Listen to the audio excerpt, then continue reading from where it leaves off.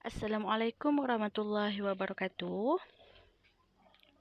Jadi untuk kelas hari ini, kita akan sambung dengan topik yang baru, iaitu bab 10.4,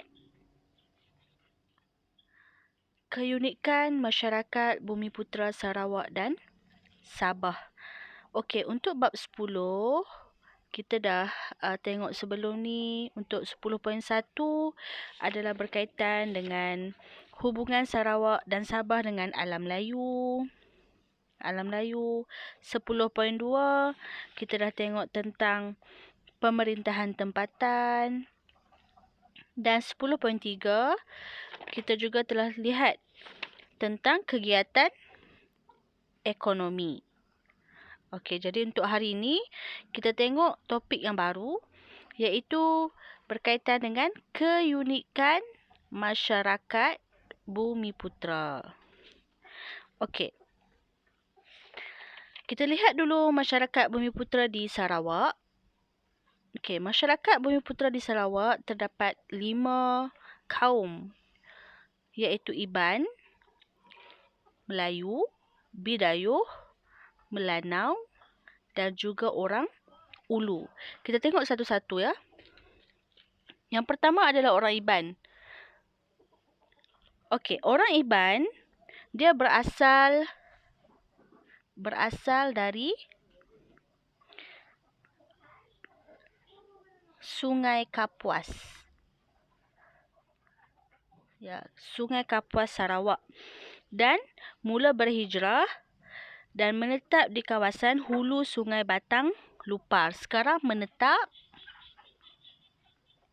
di hulu Sungai Batang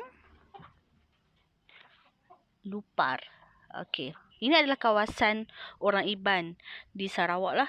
Jadi untuk kita tengok dari sudut pemakaian orang Iban, kita boleh lihatlah dia punya pakaian di kepala lelaki. Itu adalah bulu burung kenyalang yang mana menjadi simbol kepada negeri Sarawak. Dan juga orang perempuannya dia memakai ada satu pakaian yang digantungkan di bahu. Itu adalah pakaian tradisional orang Iban. Begitu juga dengan inilah kayu ni sebagai senjata pertahanan. Jadi itu adalah pakaian-pakaian tradisional untuk orang Iban. Okay, kita tengok pula. Di Sarawak juga ada kaum Melayu. Kaum Melayu menetap di semua bahagian. Dia ada di semua bahagian. Semua bahagian di Sarawak, sama ada di pedalaman ataupun bukan pedalaman. Dan kita tengok dari sudut pakaian Melayu Sarawak, dia hampir sama juga dengan Melayu di Semenanjung. Lelaki memakai songkok berbaju Melayu dan perempuan berbaju kurung. Dan yang uniknya, orang Melayu Sarawak dia memakai penutup kepala yang kita namakan sebagai keringkam. Ni nama kain tu, keringkam. Okey, kita tengok pula kaum yang ketiga di Sarawak. Itu adalah kaum Bidayuh. Okey, kaum Bidayuh dia berasal dari Sungkung, Kalimantan. Kalimantan di Indonesia asalnya. Dan akhirnya berhijrah ke selatan Sarawak. Okey, kita tengok dari sudut pemakaiannya. Dia juga memakai tradisional lah. Pakaian tradisional dia. Dia pun juga ada alat pertahanan. Sama juga dengan kaum Iban tadi. Tapi yang berbezanya, si lelaki memakai seolah-olah macam tengkolok. Dan yang perempuan memakai satu alat penutup kepala yang dinamakan sebagai terendak. Ini namanya terendak. Okey. Dan di bahu mereka ada manik-manik. Nampak nah? Manik-manik yang warnanya mewakili bendera Sarawak. Okey, kita tengok kaum yang keempat pula. Kaum yang keempat adalah kaum Melanau. Okey, kaum Melanau di Sarawak, dia mendiami kawasan tengah Sarawak. Kalau kita tengok tadi kaum Bidayuh, dia di kawasan selatan Sarawak. Tapi orang Melanau, dia tinggal di kawasan tengah Sarawak. Dan kita boleh tengoklah pemakaiannya serba hitam, lebih sopan. Dan lelaki, kalau kita tengok ni, dia memakai lilitan kain di kepala seolah-olah kopiah. Macam itulah. Dan adalah aksesori-aksesori tambahan yang dipakai. Okey, kita tengok pula kaum yang terakhir, iaitu kaum Orang Ulu. Okey, Orang Ulu ini terdiri daripada pelbagai kaum yang mendiami kawasan pedalaman. Orang Ulu ni banyak kaum. Kaum antaranya adalah kaum Kayan, Kenyah, Kelabit, Penan dan Punan.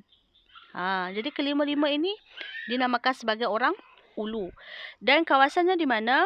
Kawasannya adalah di kawasan pedalaman Sarawak. Okey, jadi kita tengoklah.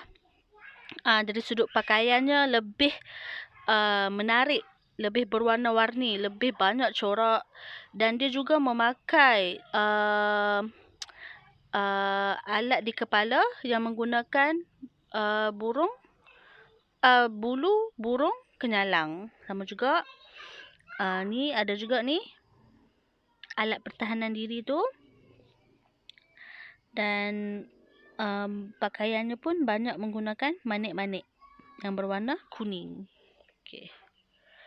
Okey, jadi habis untuk 5 kaum di Sarawak, yang mana cikgu nak kamu kenal pasti tempat kediaman atau tempat penempatan dan juga ciri-ciri pakaian mereka. Kita nampaklah setiap kaum dia mempunyai ciri pemakaian yang juga berbeza. Okey, kita tengok di Sabah.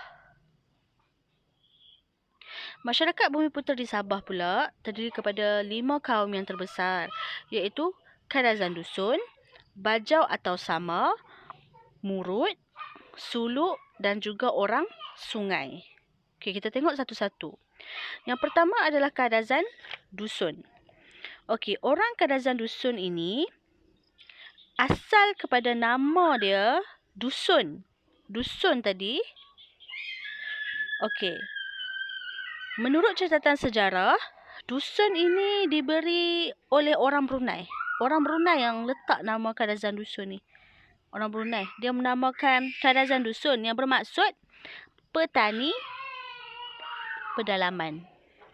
Jadi kat sini kita dah tahu lah, orang Kadazan Dusun kebanyakannya aktiviti ekonomi mereka adalah berasaskan kepada pertanian. Okey, jadi untuk pakaian kita boleh tengok jugalah lelaki sama, hampir sama macam kaum Bidayuh di Sarawak, pakai macam tengkolok juga.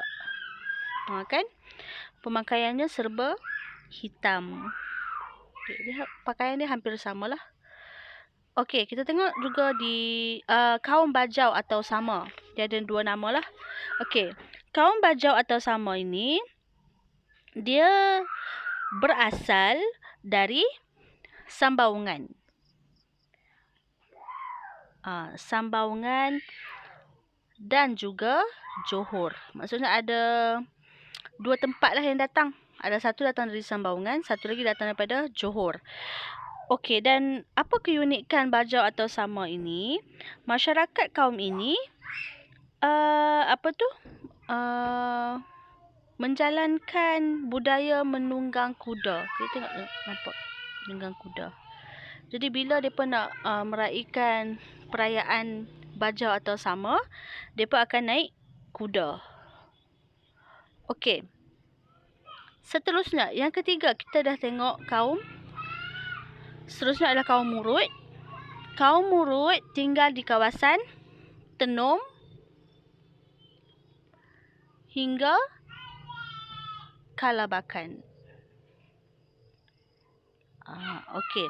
Dan nama Murud ini sendiri diberi oleh orang-orang Brunei yang bermaksud orang bukit atau orang dari pedalaman pergunungan terpencil. Itu. Jadi kita tengok ciri-ciri pemakaian orang Murud.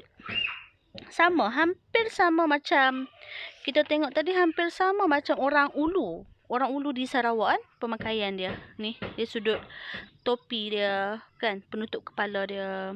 Dia sudut pemakaian dia hampir sama macam orang Sarawak tadi. Okey, dan keempat, kita akan tengok orang Suluk. Orang Suluk kalau kita tengok kat sini pun pemakaiannya lebih sopan, lebih menutup berbanding dengan pakaian kaum-kaum lain lah. Okey, orang Suluk ini berasal dari Kepulauan Sulu. Dan menetap di kawasan pantai timur Sabah. Okey, dan kita tengoklah dari sudut pemakaian dia, kamu boleh tengok kan? Sama macam orang Melayu. Kalau yang ni macam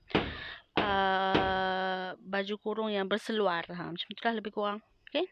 Dan terakhir, orang sungai. Orang sungai di Sabah ini kebanyakannya tinggal di Sungai Kinabatangan. Okey. Sungai Sugut. Ini nama-nama sungai di Sabah lah. Sungai Paitan. Dan juga Sungai Labuk. Jadi orang-orang sungai, dia tinggal di kawasan-kawasan sungai ni lah. Dan dari sudut pemakaian dia pula, kita boleh tengok hampir sama macam orang Melanau di Sarawak kan, serba hitam. Dia juga bertengkolok. Seolah-olah tengkolok lah. Tapi hanya lilitan kain sahaja. Okey. Jadi habis untuk 5 kaum di Sarawak dan juga 5 kaum di Sabah. Sekarang cikgu nak minta kita sama-sama menjawab soalan cerna minda. Ada 3 soalan yang cikgu dah sediakan. Yang pertama, apakah keunikan kepada kaum yang pelbagai di Sarawak dan Sabah? Kamu tengok apa keunikan dia daripada apa kita belajar tadi? Apa yang kamu rasa benda tu mungkin tak ada di tempat kamu, tapi ada di tempat di kawasan Sarawak dan juga Sabah. Jika kamu rasa benda tu unik, apa benda tu? Yang kedua, apakah peranan kita sebagai rakyat Malaysia untuk menjaga keunikan ini? Apa cara kamu nak menjaga keunikan yang kamu kata tadi tu? Cara yang kamu sendiri akan buat. Dan yang ketiga, apakah kepentingan keunikan ini kepada negara kita? Sebab apa kita perlu jaga benda tu? Apa kepentingannya? Jadi cikgu nak soalan cerna minda ni, kamu tolong jawab dalam buku latihan. Dan siapa yang dah siap, nanti cikgu akan bagi ruang lah untuk kamu tulis nama. Dan siapa yang nak suruh cikgu cek jawapan, boleh tunjuk atau snap jawapan dan send ke WhatsApp cikgu. Okey, jadi itu saja untuk tajuk 10.4 kita. Jadi kita akan bertemu di hari dan masa yang ditentukan nanti. Okay, Assalamualaikum warahmatullahi wabarakatuh.